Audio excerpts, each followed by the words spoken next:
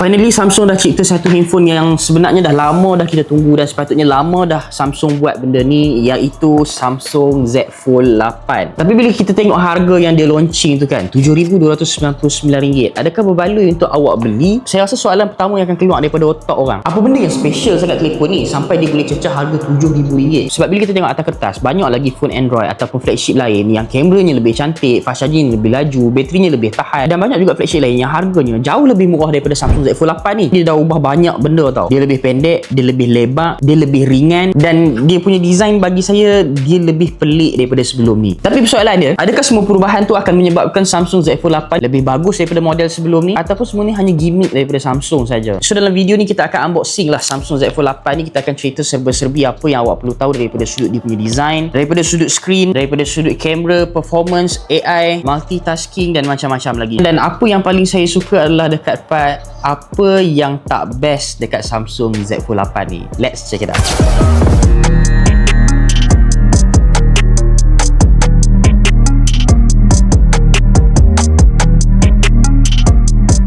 Okay, sebelum kita cerita secara menyeluruh lah tentang Samsung Z Fold 8 ni kan, saya nak cerita dulu kenapa sebenarnya Samsung boleh terfikir untuk buat sebuah telefon yang lipat macam ni. Untuk siapa yang belum tahu sebenarnya Samsung dia fikir macam mana untuk kita dapatkan dua pengalaman kita untuk guna dua device yang berbeza dalam satu handphone. Contohnya macam ni, kalau kata awak nak pakai untuk buat kerja, awak nak guna handphone, awak akan pakai handphone yang lebih kecil macam ni. Tapi kalau awak nak pakai untuk research, awak nak tengok screen yang lebih besar, awak nak guna untuk tengok PDF, untuk dokumen, awak mungkin perlukan iPad ataupun tablet. So disebabkan oleh itu, Samsung dah buat satu alternatif. Dia keluarkan Samsung Z Fold daripada first edition sampailah sekarang dah jadi 8 generasi yang memang boleh multitasking. Dekat sinilah awak boleh guna sebagai handphone yang kecil, dan kat sini juga awak boleh jadikan sebagai pengganti kepada tablet ataupun kepada iPad. Dan apa yang saya perasan bila saya pegang Samsung Z Fold 8 ni, dia bukan foldable phone yang macam biasa kita tengok tu tau. Samsung memang totally dah ubah dia punya ratio. Bila awak tutup macam ni, awak boleh dapat screen cover depan ni dengan 5.5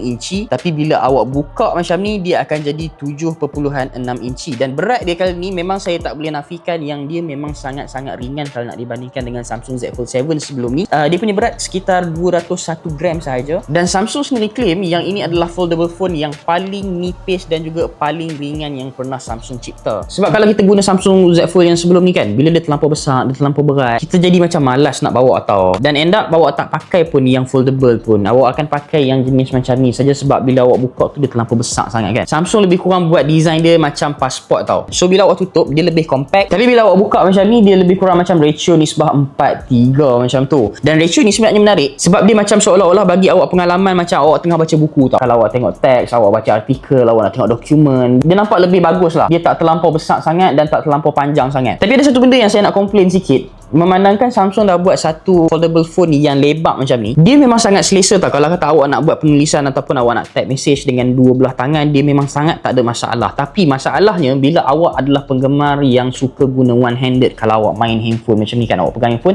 awak rasa macam nak pegang sebelah tangan, dia agak menyusahkan sikit. Untuk scroll tu saya rasa macam tak ada masalah. Cuma kalau awak nak typing tu, awak sangat sukar untuk typing dengan keadaan skrin terbuka macam ni. Even though kalau awak lintangkan macam ni pun, dia masih lagi rasa macam susah. Melainkan kalau awak tutup macam ni, yang ni memang sangat tak ada masalah. Untuk awak scroll social media, untuk awak typing, dia memang sangat-sangat mudahkan kerja awak. So sekarang kita masuk dekat bahagian yang paling penting. Bila kita guna Samsung Z Fold 8 ni, adakah Samsung Z Fold 8 ni lebih sesuai kalau digunakan dalam keadaan tertutup macam ni? Jawapannya ya, dia lebih selesa dan lebih bagus kalau nak compare dengan Samsung yang sebelum ni. Dan sebenarnya awak tak perlu untuk buka handphone awak setiap kali awak nak buat benda simple pun. Dan yang ni sebenarnya yang paling penting, sebab kalau benda yang simple pun awak terpaksa untuk buka handphone awak untuk guna, dia lama-lama akan jadi annoying dan kita rasa macam malas nak guna Samsung Z Fold 8 ni. Tapi inilah sebab utama kenapa ramai yang beli Samsung Z Fold 8 ni. Sebab yang ini guys, bila awak buka, awak akan dapat satu skrin yang memang sangat besar. Tapi bagi Abang Mirul, besar dia kali ni besar yang acceptable. Dan apa yang Abang Mirul rasa paling berguna kalau awak guna Samsung Z Fold 8 ni adalah dia dekat dia punya multitasking. So awak boleh layan social media sambil awak tengok movie, ataupun awak nak balas mesej sambil dengar lagu, ataupun sambil tengok movie.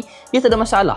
Dan bukan dua, awak boleh jadikan kepada tiga. Dekat bahagian sini awak nak reply WhatsApp, dekat sini awak nak tengok Facebook, dekat sini awak nak tengok YouTube, then no problem. Tapi soalan dia, ramai reviewer yang cakap handphone Z Fold ni boleh multitasking. Tapi soalannya pula, berapa ramai yang perlukan untuk guna multitasking ni?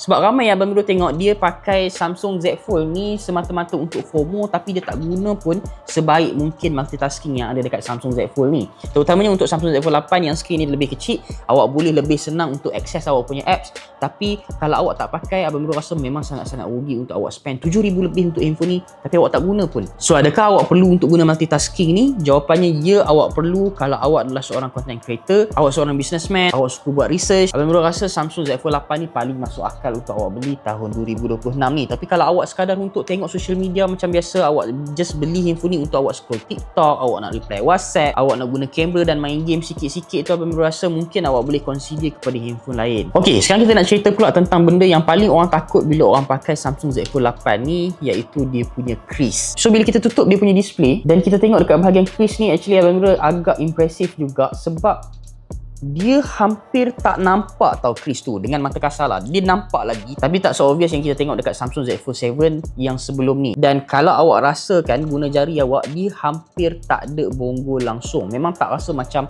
kita slide tu ada crease dekat tengah. Hampir tak ada lah, bukan sampai tak ada langsung. Masih ada juga rasa sikit, tapi boleh cakap 85% memang tak nampak langsung lah. Dan honestly, Abang boleh cakap benda ni memang sangat-sangat tak mengganggu kalau nak dikomparekan dengan Samsung Z Fold 7 yang sebelum ni. So kalau awak nak tahu, kali ni Samsung dah gunakan untuk structure flex titanium pada bahagian display untuk bantu ketahanan dan juga mengurangkan kesan lipatan. So kalau awak buka tutup pun dia masih lagi tak nampak dia punya bahagian crease tu. Bagi Abang Mirul, crease ni dia macam battery health yang kat iPhone lah. Setiap kali kita full, kita akan tengok, kita akan check sama ada masih ada lagi ke tak. Tapi kali ni dia memang sangat tak mengganggu. Awak pun sampai kadang-kadang dah terlupa yang sebenarnya Samsung Z Fold 8 ni selalunya ada masalah dekat bahagian crease dekat tengah ni kan.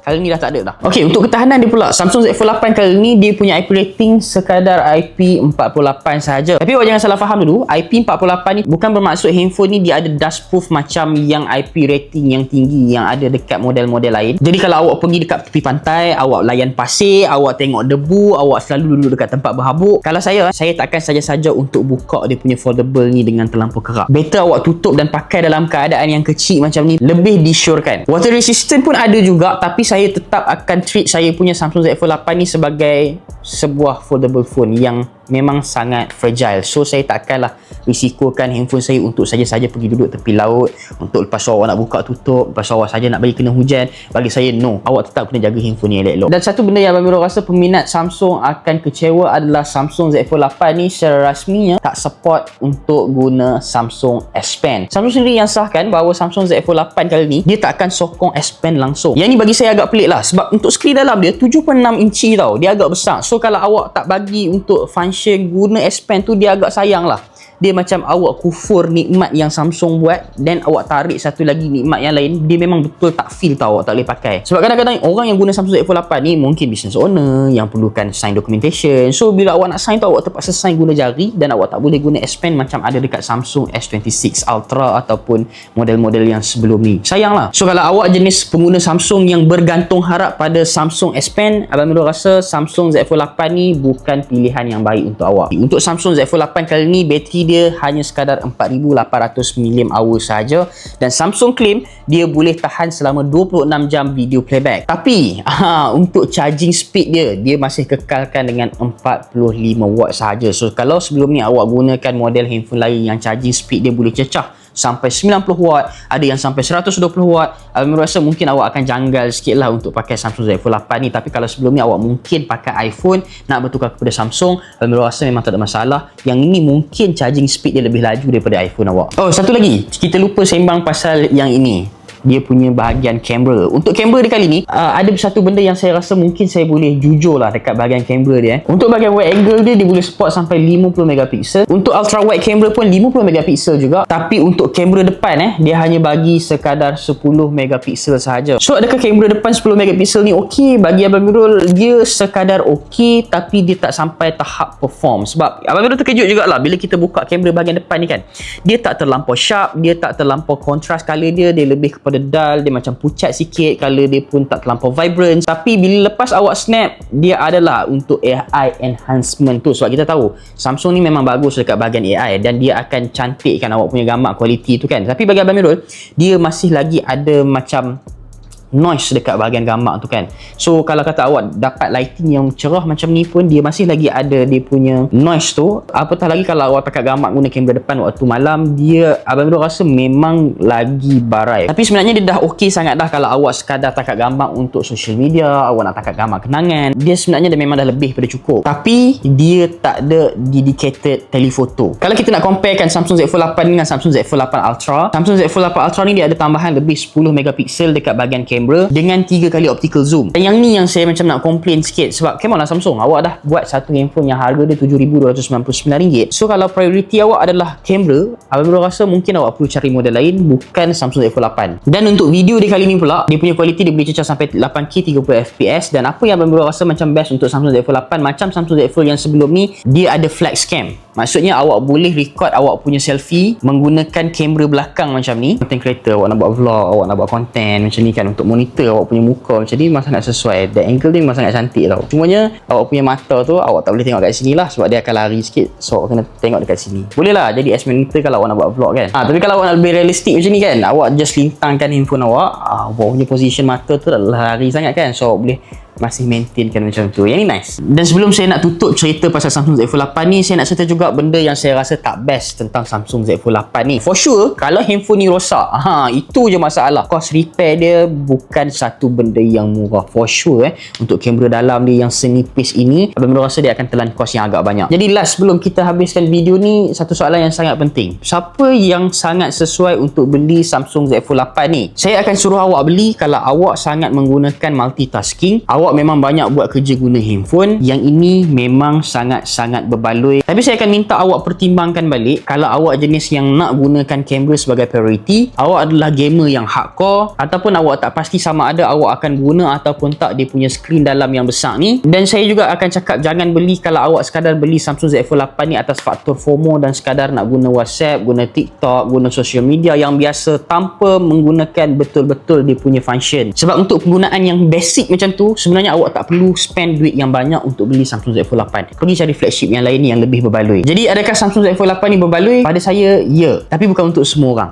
So, saya rasa setakat tu dulu untuk kita review sepintas lalu tentang Samsung Z Fold 8 ni. Dan insyaAllah kita akan try guna dalam tempoh seminggu macam tu. Abang Mirul akan update untuk next video penggunaan selepas seminggu guna Samsung Z Fold 8. Dan kalau awak ada idea yang lebih menarik, contohnya awak nak kita compare kan Samsung Z Fold 8 punya kamera berbanding dengan Samsung S26 Ultra, awak boleh komen dekat bahagian bawah. InsyaAllah kita akan buat untuk next video. Jangan lupa untuk tekan button subscribe, tekan button follow. Jangan tekan button follow, mana follow? Jangan lupa untuk tekan button subscribe, tekan button like, dan jangan lupa untuk tekan button share. InsyaAllah jumpa untuk next video. Assalamualaikum. Bye bye. Banyak tu nak kena cut.